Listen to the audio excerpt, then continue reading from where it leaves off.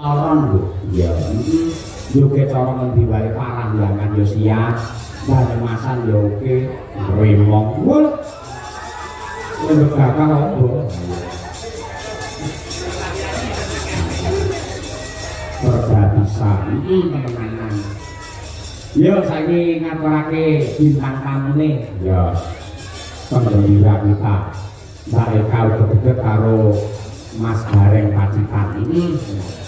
Coba tak men salin rasa walang kekek tak? Ini Gareng Dagelan ke Jawa Timur Mas Gareng ini ya walang kekek. Maka dihormati Mas Gareng dan Mbak Eka Geget Dadal.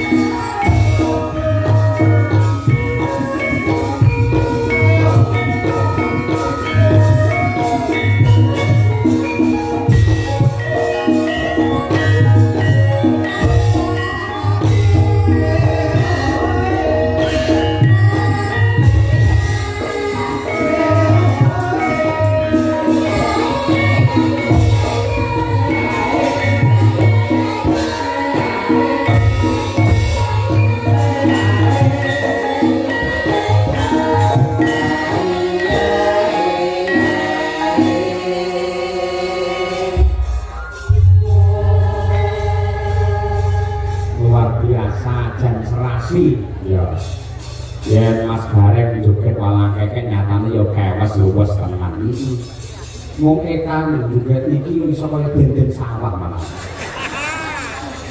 Wong lek jenengane bikan dendeng sawah iku pun lek dulur iki pun paham to, Mas. Paham pripun? Oh, kula iki malake biasane ditatami karo jenengan iku nuwun sewu. Nuwun sewu to mriko ngoten lek kelapang ngoten lho, iki mbak iki. Bareng kula ngejak mbak kamu gak nuwun sewu lho Mas Cahyo. Pripun? Dagelane nyangking tremos. Wong kok awakmu nyambut gawe nang jenengan iki. Nang jenengan nek wates. Sing ngomong ning Madiun sapa? Ya tak bisa awakmu iki lho dadi dagelan seluruh lawase dadi sinden kodak. Ngaku. Abot yo ditambahi dhuwurmu. Iki ngene jenenge wong sing mirip ora sombong jenenge kuwi hemat tangkal kaya. Jenenge Pak Yoyo. Hemat tangkal kaya opo? Iya toh. Oh, Ana kowe ya. Aku ngene iki udah gak seragam. iya. setengah meter cukup. Gen lebih awakku cukup lama iki dhuwur ngene iki aku buntung sok kamera iki. Sok. Nah, nek jenenge sandangan penganggu. Kuwi ora dicocokne karo meteran. Lha piye? Ya patute wong nyangon nuwun sewu lho kados Mas Cahyo Pidesa. Ngoten niku beskape sae, gedhe dhuwur ganteng. Bojone nggih presiden, garwane ya presiden. Bu Kesi ya cantik, ya kewes. Ngeten iki. Ha kaya awakmu. Aku wong ngono lagi karo panjenengan opo? Kaya yakin tremos. Aku ditekoki Pak Lurah. Sapa jenenge Munaji? Pak Munaji. Anak negeri to, Kak. Bar tuku wedhus korban, Pak. Lah kok koyo kok iso dendel sawah kene koyo trimo sopo sing ora lorah. Ya ora awakmu didawu Mbak Lurah jarine ngono to. Lah aku dawu pacare ya ngene. Awakmu rono aku budal ning pasar jenengan konsen. Nuwun sewu Mas Gareng badhe tidak pundi arep buang batang. Bisa kaya dhewe karo karo gandengan terus sijine nyangke batang. Ngono to. Aku ngono to. Bisa. Wah saiki ora aku batange. Buatan apa penonton yang mereka wang bisa ngerasani. Pripun Mas Mereka Gareng? mindah saling itu tapi kan dengan dia. Nggih, nuwun sewu kelapa itu kula. Yang mereka. Alhamdulillah, yo, manut Mas Cahyo yo ya Allah. Berlaku lawan diri ya. Alhamdulillah siji loro telu. Ya ampun, sing putri kaya Sri Huning. Sing aku kaya Serigala. Mas Cahyo. Napa? Sok gadak kunul. Sok serigala. Paling boten gandes luas nyawiji dadi siji ya Nduk ya. Niki wonten laladan wates jenengan Ponorogo. Kebak ingkang mulyan penontone kathah, dulure kathah, sedaya guyub lawan rukun menika pusarane adil termasuk pucuk pimpinan panjenenganipun beliau Bapak Munaji.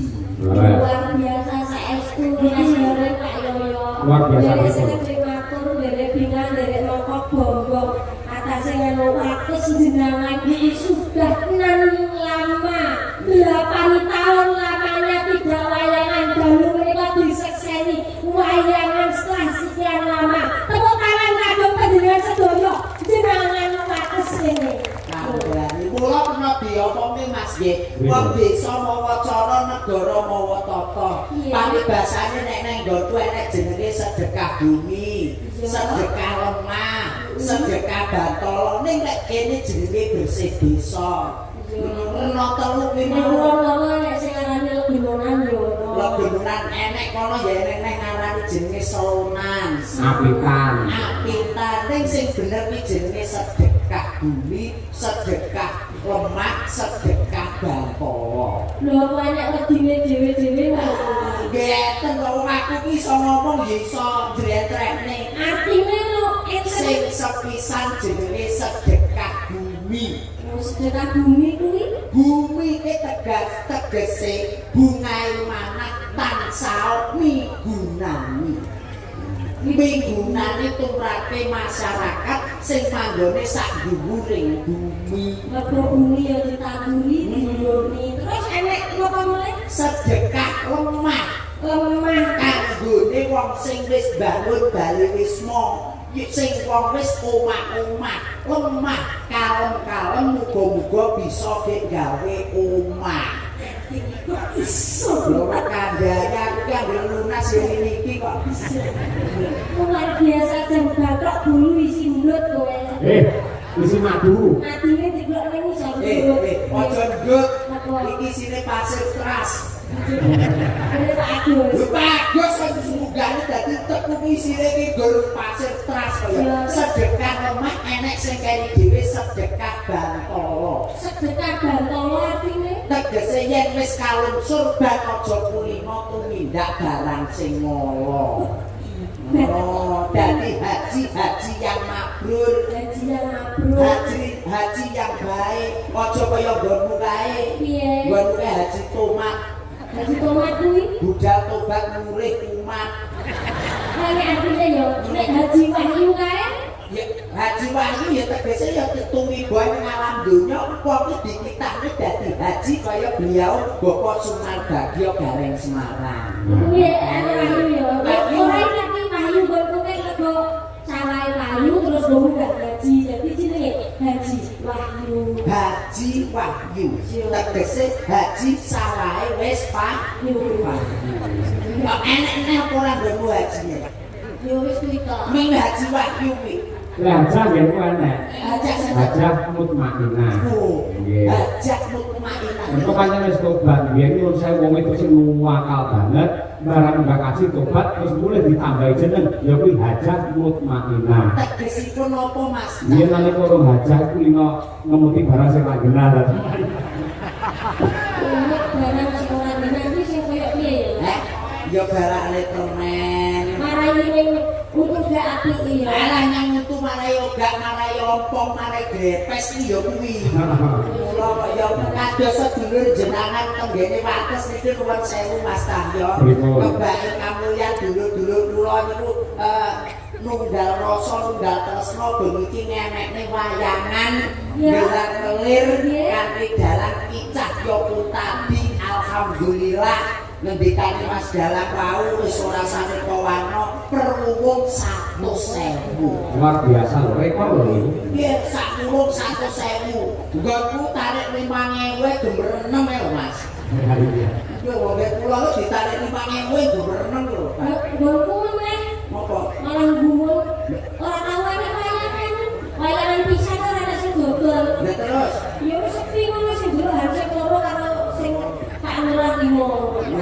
ya kuwi kudu ditingkatne kaya beliau Pak Munaji kene. Ya luar biasa Mas Ari menare bakul-bakul dalam kebak kabeh. Ya kuwi sing jenenge rezeki ora dienggo awake dhewe. Ora bakul akes kene nakane awake dhewe yang yo sak keluarga kene di ramune ono kene to. Ketumrapan rezekine keluarga jenengan kene. Ora mung awake dhewe tok sing ketumrapan, para bakul-bakul sing ono-ono kae yo ketumrapan rezekine keluarga kene. Muga-muga keluarga kene tansah pinaringan rezeki ingkang kathah. Amin. Rezeki ingkang berkah. Amin. Pinaringan sehat. Amin. Kang panjang yuswa. Amin. Sing urung entuk jodoh kaya sing ngomong ya Pak. Muga-muga dalem entuk jodoh. Amin. Sing wis duwe bojo, muga-muga tambah ya Mas. Tambah berkah. Tambah berkah kakawanan putra lan putri ingkang saleh lan solehan. Amin. Ibu-ibu langsung ngapur kabeh. Tambah berkah ngono. Ana sing duwe utang, muga-muga sing diutangi ya ndak lali ya. Iki wis semangat kabeh. Wis utang ndang lali malah dikroyok wong pirang-pirang. Lan ikhlas ngono. Tapi jenenge lek utang iku diulang Iya wong. saling mengingatkan. Betul. Bahu membahu kaya keluarga ageng kene. Keluarga ageng jenengan wates pripun kabare? Panjenengan Pak Desae to? Alhamdulillah panjenengan periksani Mas Gareng kabul saking Pacitan. Sae nggih? Mas Gareng sae napa sae? Sae kan. Mangkat dhewe. Niki sik anu nek bicara sak ajenge sik elek iki Ngopo kok apik iki? brobosan. Kok yo kulino awake lho. Kuwatir ning alam donya kok yo nyedar kancane. Ya paling ora awake dhewe najan jenengku kabul nuwun sewu lho. Iya. Najan jenengku kabul kula ki asli Pacitan. Leres. Kecamatane Tegalombo niku desane Taunan Baru. Iya. Proses ayo. Iki sing ning YouTube Lho, sing kulino aku gila. Asmane Mas Garangan Pacitan. iki apa? Garangan Pacitan. Jarangan gendawut nggonmu. Iso Ya jare Pak Yono kene gendeng Surakarta Surakarta. Nek Sragen Sragenan. Sragenan. Nek Ayodjo Ayodjan. Nek Gareng Gareng. Wah. Ya, Nek mau Mas Gareng mau alamate desane pundi? dulu. Nek kula nggih kecap Pacitan, Kecamatan Tegalombo, Desa Taunan Baru. Mbok menawi Mas Tahyo tadi jangkepipun Pulau Karanganyar, Kecamatan Jaten, Desa Jaten, Sawan kampungipun. Sami kali Mbak Kesi. Sami. Baik ayo ditepang. Luar biasa Pak dalam undang di dosen di Surakarta. Betul. Karanganyar Jaten. Jagonceng rasanya. Rulono dhisik Pacitan, Tegalombo tahunan baru. Mas Tayo Karanganyar Jaten. Dalam undang dosen di Surakarta tambahan misuwur lonceng asmane. Mas Gareng saking Pacitan. Mbak nggih. Mbak Eka saka Kabupaten Sragen Ibu. Sragen. Yang kenal. Nggih. Terus kecamatan Saking Sragen Sukodono. Kecamatan Sukodono. Nggih. Desa Desanipun Balarjo.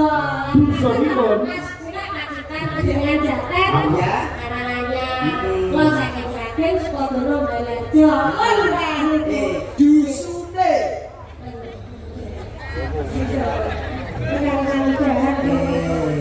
Dusune.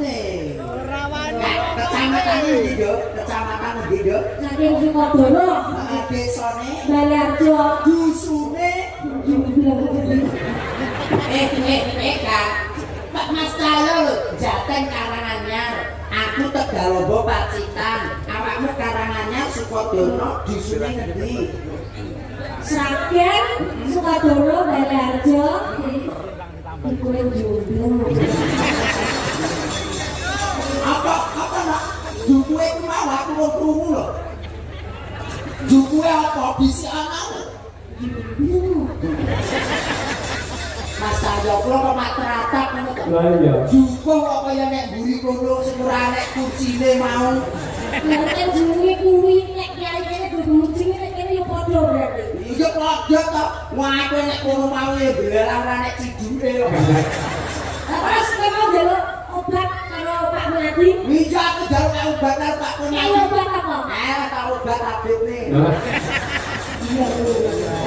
Niki kata sangat pamundhut Mbak Eka Mas Baik. Iya. Mugi wau wonten sing ngesake Mbak Eka supaya ngendang. Oh, diaturake. Terus menika saking kawula Haryadi. Nggih. Nyuwun gending belo. Salam kabeh lingkungan RT 2 RW 2 Kerajaan Wates berkah barokah. Amin. Pak Dalang